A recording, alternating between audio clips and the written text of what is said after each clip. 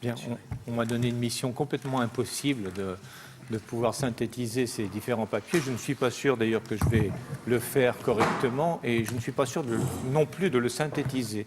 Cela dit, et j'ajoute, même... Guy, j'ajoute, tu as 20 minutes. Hein. Et je vais pas parler 20 minutes.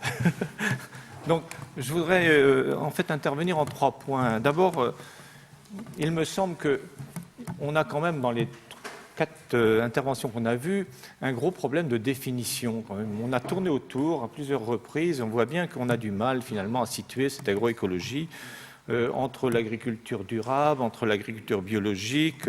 Est-ce qu'on y met de la technique, de la recherche?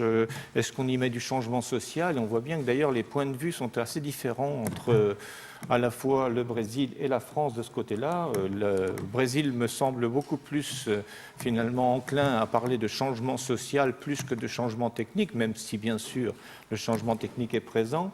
Alors qu'en France, on est effectivement beaucoup plus, me semble-t-il, orienté vers du changement technique, vers des processus de production, même si des porteurs de l'agriculture durable, évidemment, ont une autre approche. Donc, il y a vraiment une ambiguïté autour de la définition, et on voit bien d'ailleurs l'intervention de Stéphane tout à l'heure sur les différentes définitions et la difficulté qu'on a de se situer dans tout cela. Je voudrais justement, à partir de là, dire une chose, me référer à ce qu'on disait sur le libéralisme des États-Unis en disant que finalement les États-Unis étaient des croyants mais pas des pratiquants du libéralisme. Et je crois qu'on pourrait appliquer le même terme au niveau de l'agroécologie entre qui sont les croyants, qui sont les pratiquants. Et en comparant le cas de la France et du Brésil, ce serait intéressant de voir ça comme ça en disant finalement peut-être qu'au Brésil il y a beaucoup de croyants et peu de pratiquants. En France, on a, j'allais dire, peu de croyants et très peu de pratiquants aussi. Et donc, dans ces conditions, on a du mal à penser effectivement un avenir radieux de l'agroécologie, même si Marc Dufumier, qui est là avec nous, s'en fait le porteur de parole actuellement en France. Mais il y a encore beaucoup de chemin à faire. Et je voudrais justement, alors, je vais essayer de retrouver ce petit schéma que j'ai emprunté à ma collègue Catherine Darro, pour vous montrer que finalement en France, curieusement, on ne parle pas de... le mouvement social, enfin plus exactement les débats, ne se portent pas sur l'agroécologie.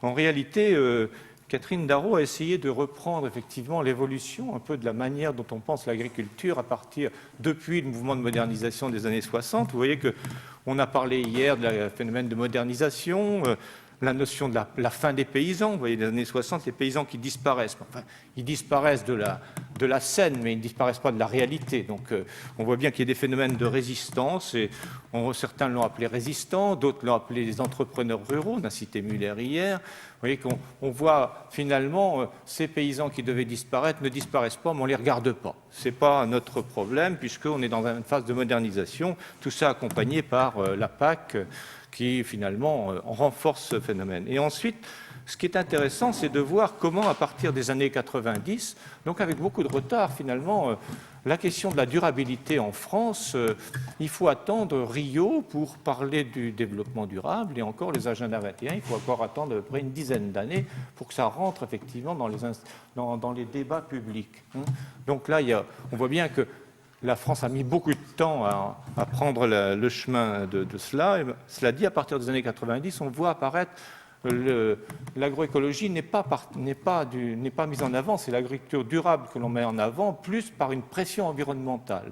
Donc c'est l'environnement qui va déterminer finalement le pratique et la critique en même temps de productivisme qui commence à s'élaborer au début des années 90, mais avec là aussi relativement peu de pratiquants. Donc, l'enjeu qui apparaît important là-dessus, c'est qu'on voit finalement une sorte de bagarre, et elle a figuré ça, alors, non, je suis un peu loin là, vous voyez que tous les termes qui vont être utilisés, l'agriculture de précision, l'agriculture intégrée, raisonnée, durable.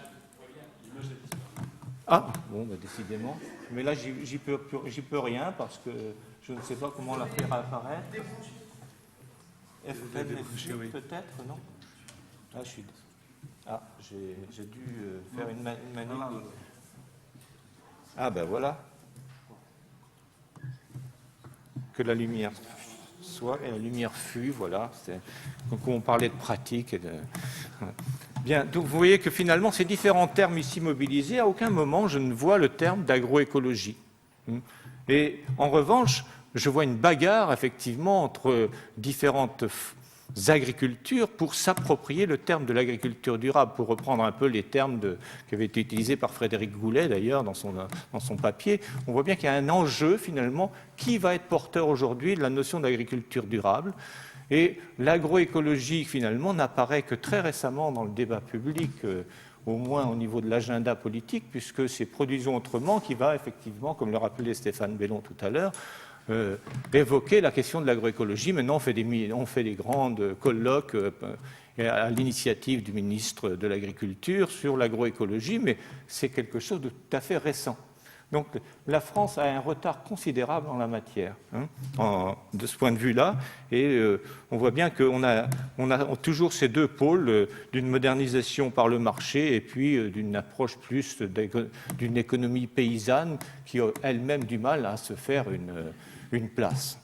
Donc ça va m'introduire la troisième partie de mon propos et qui va reprendre un petit peu ce que j'ai entendu ce matin, finalement, sur la question de l'agriculture durable.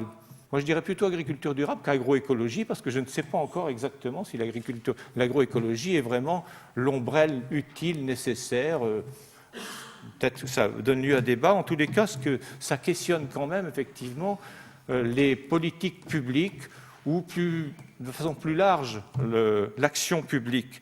Et là, j'étais intéressé par l'idée de forum de Magda, mais s'agit-il réellement de forum? C'est-à-dire, il s'agit effectivement de lieux de débat entre plusieurs acteurs à un moment donné, mais là aussi qui réunissent relativement peu de pratiquants pour l'instant, et on n'est pas encore passé à le fait de porter ça, comme on dirait, à l'agenda, même si, effectivement, le ministère aujourd'hui s'en réclame. Donc, à partir de quand, finalement, l'agriculture écologique ou l'agriculture durable va être effectivement un lieu de débat suffisant pour pouvoir opérer un réel changement technique, un changement social, donc un changement de modèle agricole. Et je crois que c'est autour de cette question-là que, à mon avis, il faudrait traiter la question de l'agroécologie pour dire comment, effectivement, elle est au centre d'un débat qui n'est pas strictement un débat agricole, qui ne concerne pas simplement l'État, parce que quand on définit l'État, c'est toujours gênant, parce que finalement, aujourd'hui, on a différentes échelles entre l'échelle européenne, l'échelle internationale, l'échelle européenne, l'échelle nationale et puis les échelles régionales et locales. Et on voit bien que chacun de ces pouvoirs à différentes échelles se revendique aussi peu ou prou, finalement, de l'agroécologie ou de l'agriculture durable. Comment il le porte? Comment ce débat est porté par ces différentes échelles et comment ce débat est porté par différents acteurs? J'étais intéressé aussi par le point de vue Stéphane Bellon en la matière, disant l'agriculture écologique est une chose trop importante, comme on disait pour la guerre, est une chose trop importante pour la laisser aux seuls militaires. L'agriculture est une chose trop importante pour la laisser aux seuls agriculteurs, n'en déplaise aux défenseurs des paysans stricto sensu. C'est finalement la production agricole et l'agriculture durable devient aujourd'hui un enjeu de société au travers de la question environnementale, au travers de la question de l'alimentation et au travers peut-être de nouvelles formes de sociabilité aujourd'hui que l'on voit aussi émerger avec là aussi peu de pratiquants et peu de croyants aussi pour l'instant. Voilà, merci.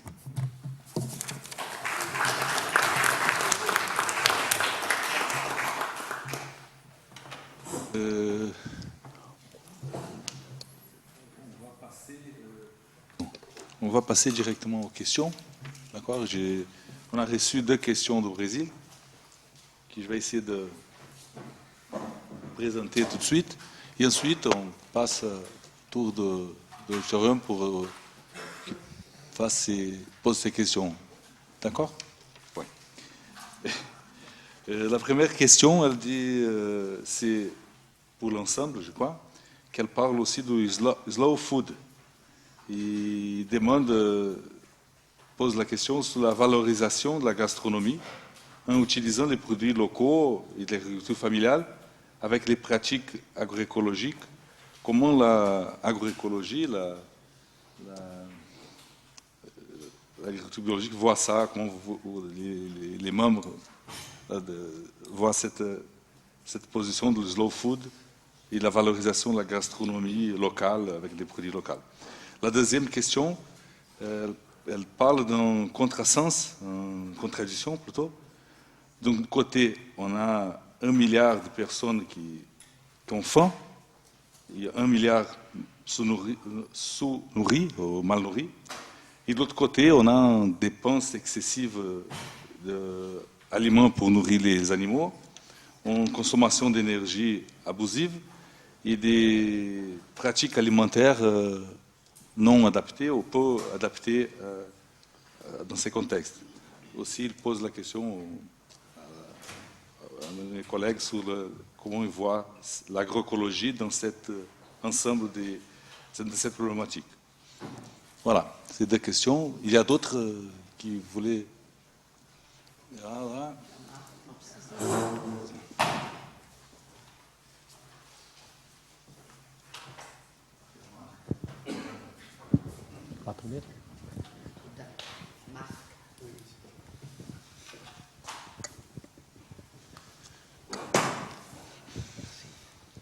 Oui, alors moi, c'est plus que des questions, c'est des commentaires.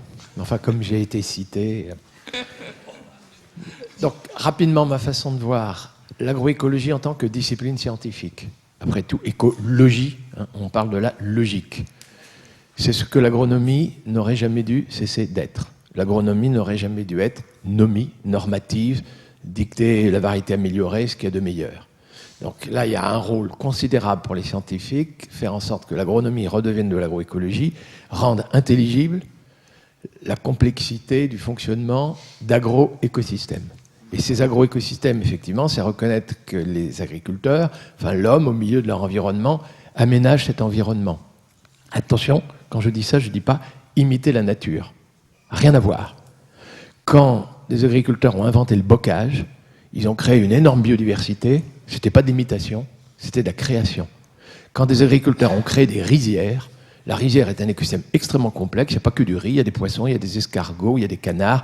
Les canards peuvent détruire les herbes adventices du riz, etc. C'est hyper complexe, c'est des inventations humaines, ça n'a rien de naturel. Avant, c'était des marais, et avant le bocage, il y avait de la lande. Donc, attention à ces espèces de... Voilà, maintenant, désormais, il va falloir imiter la nature. Non. L'homme peut être très créateur, il peut même être très créateur de biodiversité. La sélection massale a abouti, y compris, à une invention d'une multitude de variétés adaptées à une très grande diversité d'environnements. Voilà. Donc, l'agroécologie, c'est une histoire. C'est une histoire qui a d'ailleurs précédé l'agriculture industrielle. Et j'aimerais qu'on en fasse une analyse un peu historique de ces sociétés qui ont su aménager intelligemment, savamment des écosystèmes, et pas toujours dans le sens destructeur. Alors par contre, on vient de vivre une période où l'agriculture industrielle a largement contribué à détruire ça. Alors maintenant, les pratiques agricoles, on va dire agriculture durable, ont inspiré de l'agroécologie. Mais c'est vrai que beaucoup de gens appellent l'agroécologie la pratique.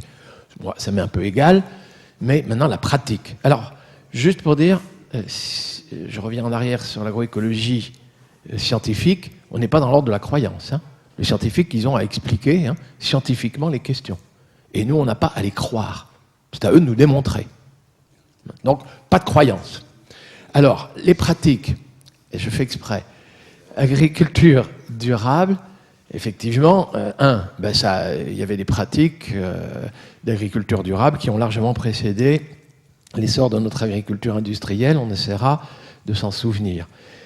C'est l'agriculture donc, qui essaye, technique et maintenant mouvement social, au moment où effectivement, depuis un siècle, on a demandé à des agronomes de mettre au point pour accroître les rendements, toujours nourrir les 2 milliards de personnes, à les nourrir correctement, il faut accroître les rendements à l'hectare. La grande erreur, c'était de demander aux agronomes d'accroître le rendement en mettant au point des variétés à haut potentiel génétique de rendement à l'hectare. C'est pas que l'idée d'accroître les rendements à l'hectare était idiote quand la population est croissante et que les terres agricoles sont en diminution, en tout cas au moins chez nous, c'est d'avoir misé que sur un facteur. C'est-à-dire c'est la négation du fait que l'objet de travail des agriculteurs était un écosystème. Et on se retrouve aujourd'hui à devoir adapter toute une série d'écosystèmes à un très faible nombre de variétés. C'est une erreur magistrale. Ça fait la fortune des compagnies semencières, ça fait peut-être la fortune de l'agro-industrie, mais ça, il faut quand même qu'on l'analyse bien. Il y a beaucoup d'agronomes qui se sont montrés complices de ça. Au nom de accroître les rendements, ils ont cru que c'était par la génétique, et le sol génétique, et la biotechnologie, et les OGM. C'est la dernière des rustines inventées pour faire ça. Je termine. Dans l'époque récente, les gens qui ont été pratiquants de l'agroécologie, alors c'est l'agriculture bio. L'agriculture bio a au moins un mérite, c'est qu'elle a un cahier des charges. C'est quand même celle qui ressemble le plus à ce que moi je souhaiterais voir comme agriculture idéale.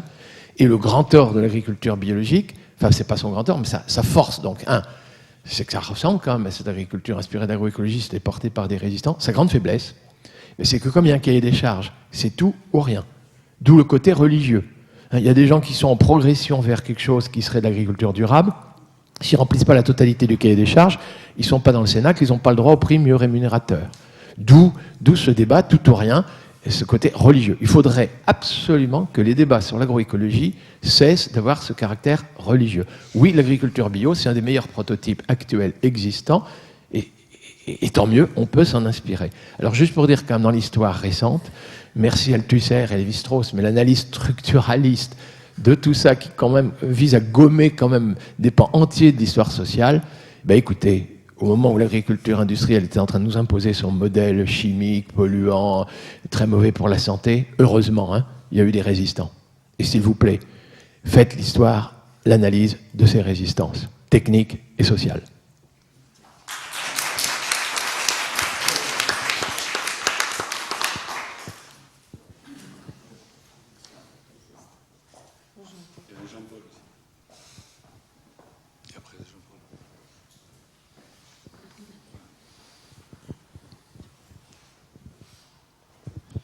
Oui, bonjour, Gilles Maréchal. Je suis ici au titre d'une association, mais j'ai longuement travaillé dans le mouvement CIVAM où est situé le réseau agriculture durable.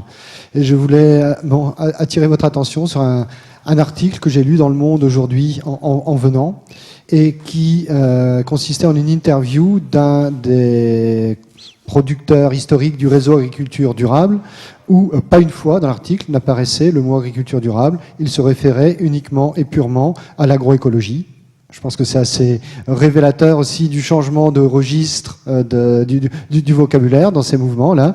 Alors, il a certes pas mal intensivement pratiqué des relations avec des Brésiliens, je pense que l'influence vient de là, mais c'était une agroécologie telle qu'il la décrivait, qui était centrée sur son système de production, c'est-à-dire la diversité variétale, les gains qu'il peut faire vis-à-vis des intrants. Et c'est donc, je pense de sa part, de Jacques Morisseau, Jacques Morino, que vous connaissez, Guy et puis Magda.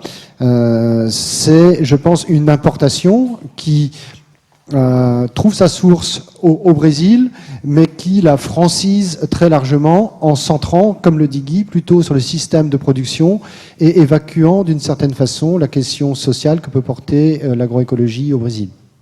Donc il n'y a pas vraiment une question, mais c'était un petit éclairage d'actualité puisque c'est paru ce matin.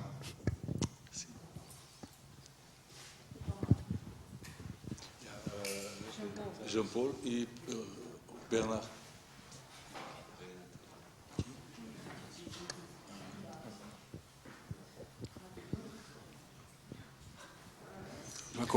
Il faut faire des gymnastiques. On fait les tours là et après on laisse nos invités répondre à des questions. Quoi?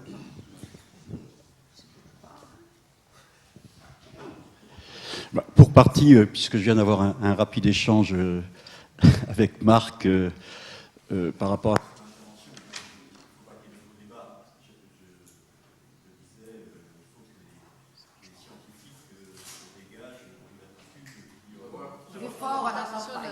Il faut allumer les microphones. En bas.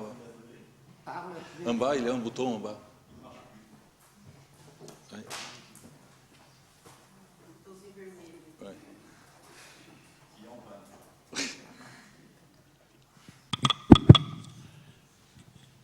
Oui, je disais, puisque j'ai eu un rapide échange avec Marc suite à son intervention, donc je ne veux pas qu'il y ait de faux débats. Je pense qu'on se comprend quand il dit que dans ce débat sur l'agroécologie ou dans cet investissement des scientifiques sur l'agroécologie, il faut qu'il n'y ait pas une sorte de perversité du religieux dans l'attitude des scientifiques en termes de croyances, etc. Mais moi, je voulais quand même réagir, et je pense qu'on doit être d'accord là-dessus, c'est la sociologie des sciences a quand même montré depuis très très très longtemps que l'activité scientifique n'est pas une activité qui est détachée des croyances. Elle est, c'est-à-dire dans l'activité du scientifique, il y a un investissement des croyances, et que justement, un des éléments qui permet non pas de relativiser la science et ses capacités d'explication, de compréhension, etc., mais c'est ses capacités de dire que les conditions dans lesquelles se construit la science, et les scientifiques font des choix en termes de sujets, font des choix en termes d'objectifs. Ils ont un multiple possible. Enfin, et donc, dans ces possibles-là, il est évident qu'il y a une dimension des croyances qui intervient énormément à ce moment-là. Donc, je pense que ça aussi, il faut en tenir compte. Et ça me permet de revenir un petit peu sur tout ce qui a été dit ce matin, c'est-à-dire que on a, moi, ça me choque pas tout ce que j'ai. Enfin, je trouve ça passionnant, ce qui a été exprimé par les uns et les autres sur ce processus d'élaboration ou de réflexion autour de l'agroécologie. On a peut-être une vision. Je ne demande pas absolument à ce qu'on fasse un retour en arrière, mais on est fasciné par le dispositif agricole qui a été mis autour de la question de la modernisation. On est fasciné par ce dispositif qui a été d'un côté une science. Bon, il aidera à jouer, et effectivement, plus en termes d'agronomie que d'agroécologie, c'est évident. On est fasciné par ce lien qu'il y a eu entre ce pôle scientifique, ce pôle politique, qui était le pouvoir avec l'Europe derrière, et le pôle social, qui était cette mobilisation d'une certaine couche sociale qui s'est reconnue et qui a porté ça. Dans un premier temps, d'ailleurs, ça a été rappelé hier, je crois par Jacques, que d'une certaine façon, contre une partie des agriculteurs, c'est-à-dire ces jeunes agriculteurs n'avaient pas... ça a été un choix qui a été fait au détriment d'autres couches d'agriculteurs. Donc on est fasciné par ce dispositif qui apparaît, et qui est, à mon avis, un bon exemple d'analyse de dispositif, mais qui apparaît complètement lisse. Je pense que, enfin, je ne sais pas, j'ai jamais étudié ça, mais je suppose que ce qui s'est mis en place dans les années 60 est le fruit aussi d'une histoire, de débats, de questions au sein, soit parmi les scientifiques, soit entre le mouvement social et les scientifiques. Et donc, ce qui est intéressant enfin, en tout cas pour les sciences sociales, analyser cette montée en puissance de l'agroécologie comme phénomène, comme fait social actuellement, c'est évidemment quelque chose qui est totalement un objet dans lequel nous devons nous investir. Ça me permet de revenir à une diapo de Stéphane, qui, moi, m'a laissé complètement sur ma faim, qui était, lorsque tu as présenté le travail que tu as fait avec Guillaume Olivier, qui est à partir de Prospero, je suppose, qui était le pôle associatif et le pôle institutionnel, à partir des revues, quoi. Et effectivement, je suppose que dans votre démarche, parce que je connais bien un petit peu ce que fait Guillaume, c'était pas construit. Non, mais c'est une question que je pose à Stéphane. J'aimerais bien savoir qu'est-ce qui permet de construire le contenu et la dissociation entre, d'un côté, le pôle associatif et le pôle institutionnel. Sur quoi ça porte ? Qu'est-ce qui est en jeu dans cette dissociation ? Parce que ce genre d'analyse, ça fait partie de la compréhension qu'on doit avoir sur la manière dont le mouvement agroécologique actuellement, avec sa partie scientifique, sa partie mouvement social et ses interactions entre les deux, se construit aujourd'hui. Ça, c'est des bons supports de réflexion pour essayer de voir qu'est-ce qu'on est en train de construire et de vivre actuellement autour de cette question.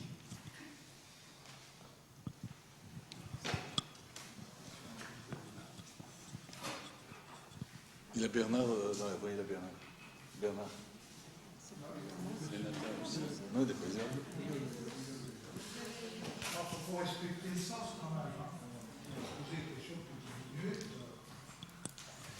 D'accord. Merci, Président. Il y a longtemps que j'avais demandé la parole et je te remercie de me la passer. Mais j'espère que tu ne vas pas rester longtemps avec la parole. Non, tu sais, on a des défauts qu'il est difficile de gommer. Moi, j'ai entendu Stéphane parler de quelque chose qu'il n'a pas développé. Je le regrette parce que c'est, à mon avis, l'un des thèmes importants de réflexion. Il a utilisé le mot cible. J'aime pas du tout le mot marketing, bien sûr, mais j'en comprends la signification. Et je trouve que ce mot est utile dans la réflexion. C'est-à-dire, finalement, à qui s'adresse l'agroécologie ou de qui vient l'agroécologie. Et cette question, je trouve qu'au Brésil, on peut déjà en parler. En France, la situation est, comme on l'a dit, à peine en route, très, très complexe, très diverse, etc. Donc, c'est peut-être pas très facile d'aborder ce point. Mais sur le Brésil, et là, je pense que Marie-Stella pourra nous aider, il est clair que les institutions, et sans doute une partie des mouvements sociaux, s'adressent aux agriculteurs familiaux. Autrement dit, on sent qu'il y a une sorte de lien qui s'est déjà établi et qui peut-être va s'amplifier si il y a les moyens pour ça, entre l'agriculture familiale, diverse certes, mais qui a une existence à la fois institutionnelle, économique et sociale, et l'agroécologie, y compris dans des programmes de vulgarisation, par exemple.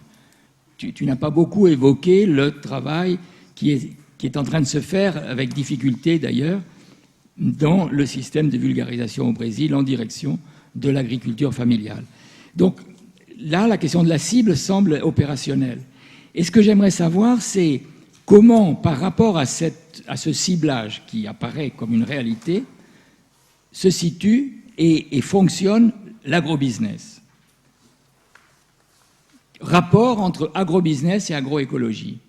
Est-ce que tu peux nous apporter quelques informations et compléter peut-être sur le côté agriculture familiale, confirmer qu'il y a bel et bien un ciblage et avec quels moyens, et donc de l'autre côté, comment l'autre agriculture brésilienne, celle qui domine à tout point de vue, on peut dire, est concernée, réagit, met en place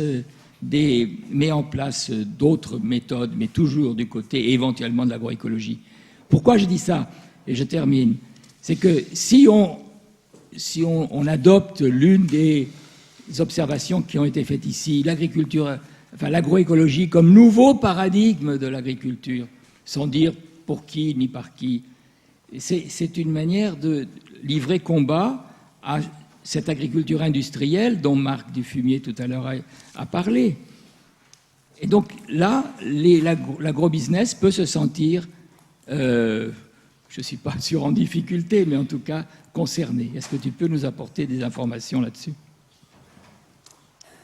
Merci Bernard. C'est Renata e après on passe a parole ao... Bom dia a todos, meu nome é Renata. A pergunta vai para a mesa.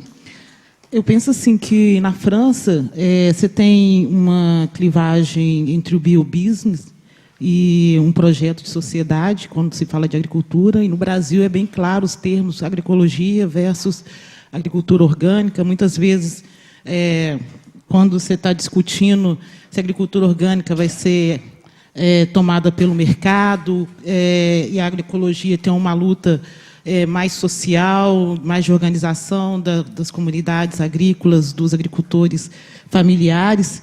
E fazendo algumas... Eu falo isso porque eu estive conversando com alguns agricultores brasileiros e muitos agricultores se autodenominam como agroecológico, mas na hora de se colocar dentro do mercado, eles tomam a identidade de agricultores orgânicos. Por quê?